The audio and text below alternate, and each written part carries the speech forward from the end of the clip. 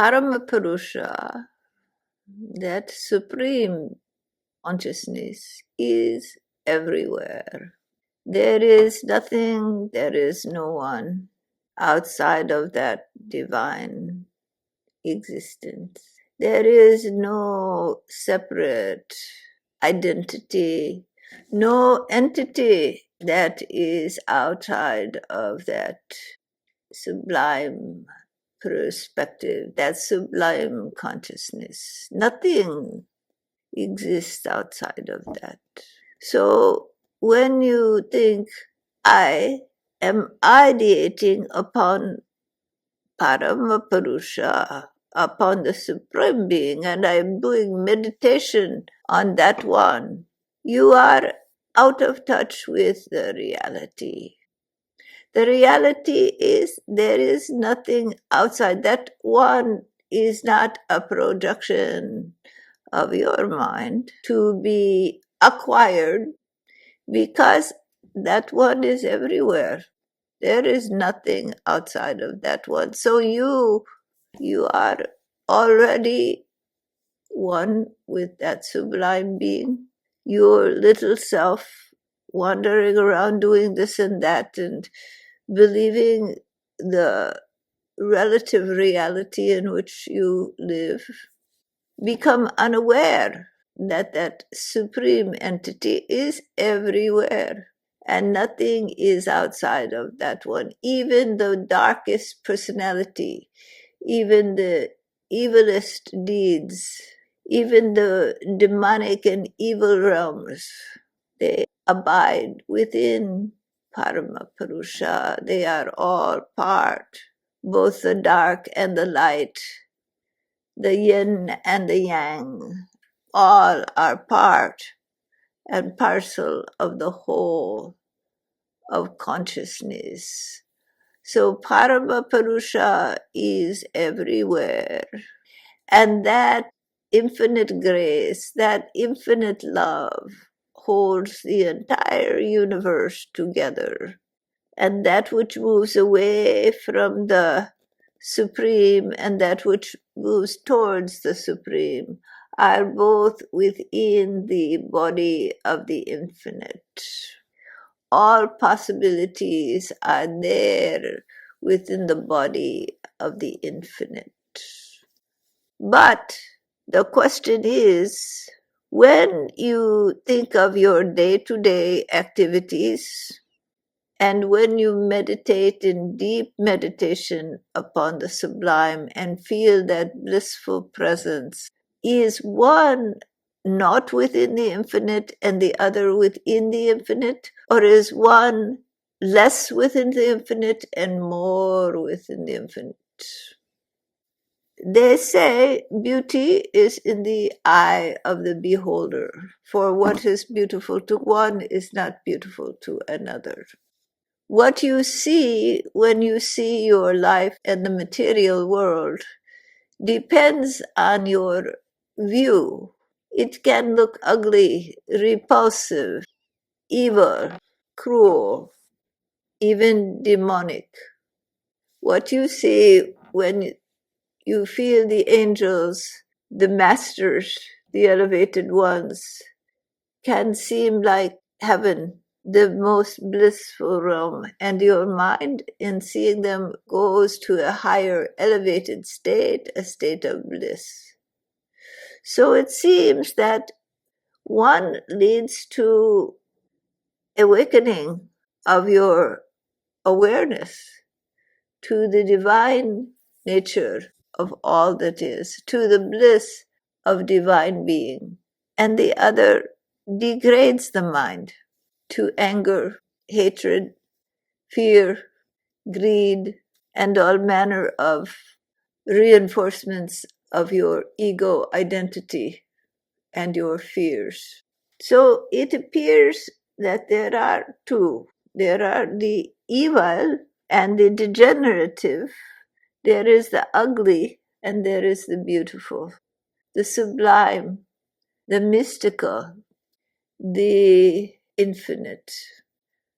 But when you establish your mind in the infinite, in that blessedness and that grace, in that pure love, then ordinary becomes extraordinary.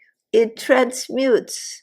A bird singing is an expression of divinity. A blade of grass holds the universe within it. The angry, the hateful, the lost, and the ugly parts of human life become wounds, but part of the whole. A part which has forgotten its own nature, which has forgotten love divine, and which needs the shower of grace to find that love infinite, but does not lie outside of that divinity, for at its core, and for those with eyes to see and ears to hear, whose minds are ensconced in the infinite divine love and the flow of the unitary whole of being. It is but a part of the whole, but a part that is suffering and caught so much in the suffering, believing the real unreal to be real, and then acting with fear and anger and hatred and all manner of emotional wounds to the unreal, and missing entirely the real. Human beings caught in this become greedy, fearful, angry, aggressive, and harm other living beings. And so you see them as the enemy, as the other. But when you go deeper into the spiritual love, there is no other. They are a part of the universe. The slums, the ugliness of humanity, the garbage, this is all part of the one. There is that which in which the light of the infinite shines, and that in which the light feels dim, unless your vision is so strong, your knowledge of the one so strong, that even in the most devilish of people, in the most destroyed of environments, you still see the one. But often the heart is hurt because it is the one, it is part of you, but it is wounded, angry, fearful. Have you ever seen a wild animal, a young wild animal taken from its mother and frightened, and it will stay in the corner and hiss and growl and spat? But beneath its hostile behavior, there is fear and need. And if you are very kind, eventually it will settle down, and the wild animal will love you and find that its needs are met, and it will trust. And then it transforms its behavior. Perhaps you cannot do that with those whose minds are dedicated to, are immersed in this fear, in this anger, in this greed and desire for power. And the harm they do to others is very great. And you can yourself become angry and hostile. And again, you are drawn into this. But if you bring your mind back to Parampurusha, if you bring your mind back to the one that is the very source of all that is, and you remember the truth, not acquire the truth, not find the truth, remember your true nature. Remember the love that is omnipresent, and that in your spiritual master you have seen the light of this love.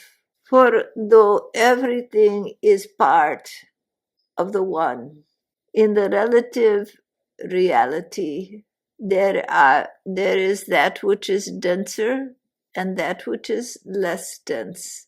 there is tamaguna dominated, rajas and sattva dominated, and there is that which is completely beyond the gunas.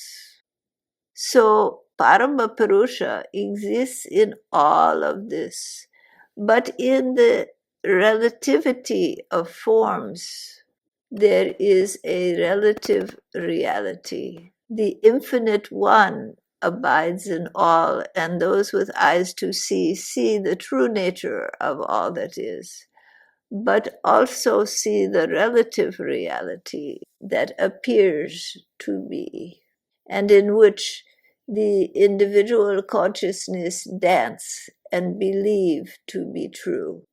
Seeing this, the heart goes out in love. And naturally, to those who harm the innocent, there is reaction. Yet seeing the harmers, those who harm, as part of the one, lost to their own true nature, the desire to stop the harm and to redirect those lost in ignorance and doing harm because of their ignorance. But when you feel helpless to do anything, then you yourself can become angry at your own helplessness to change, to stop the harm. If you go back to the one, fall back into the true nature, into the love of the Satguru, then you can be a warrior for truth without hatred in your heart, but with desire that all should find liberation, that all should find happiness. You can redirect the misdirected to the best of your capability. You can defend the harmless from harm without hatred, with eyes open, with love in your heart, and knowledge that ignorance is the cause of ill behavior, anger, hatred, greed, comes from pain, from ignorance of the true nature of the reality. So do not yourself participate in this ignorance. Rather, stay ensconced in the one eternal flow of cosmic existence and the love of all beings. Then your actions will be aligned with Dharma, protecting the innocent, defending truth. Your shield is compassion. Your heart lives in the heart of the One, surrendered to that. There is love for all are the children of the Supreme, be they naughty or be they nice. All are His children, her children. All are a part and parcel of the dance of creation in the mind of the infinite. And the path of liberation lies in the deepening of your love, the deepening into truth. It does not mean you do not fight the darkness, but you understand that the light is at the heart of the darkness, and the darkness is a dream, an illusion. It exists relatively in the relative reality. In fear and in pain, people seek power. They seek money. They become greedy. They want more. Why? Why? Because they are frightened. Because they feel they are separate and they must protect themselves, defend themselves against the world out there, against death itself. But they cannot win this war. No one wins this war, no matter how powerful and how greedy and how dominant one becomes. You die. No one wins this war. And if you start fighting those whose minds are fogged over with fear and anger, make sure your mind is not fogged over with fear and anger, but it is melted into love and compassion. And any deeds you do are for the best welfare of all, not your own desires. Let Parama Purusha guide your life. Be your pole star, not societal norms, societal pressures, groupisms. No, no, no, no, no, no. Let Parama Purusha alone be your pole star. Let that divinity alone be your pole star, not any group values, not any group association, not any societal norms. Let not the desire, the natural human desire to be accepted in the group, to be loved, dominate you and your judgment over your personal relationship to the Supreme Being, to the Satguru, to the Infinite One. Let that be your guiding post, nothing else. That way you avoid groupism and becoming part of the cattle under the leadership and accepting only the ideas of the leader. No, let Parama Purusha guide you. You be his warriors, her warriors, not for this group or that group with the values. I am American. I am Finnish. You are universal. You are the daughter or the son of the great. And this relative reality, this body-mind complex, the day-to-day life you have, the people you love, the situation you are in, all are part of the one. All holds a relative reality. But beneath that relativity is the deep nature of all that is, which is the flow of this cosmic love, this cosmic consciousness. Love, I use the word because it is the closest association to the nature of this consciousness. Consciousness is not just a blank slate.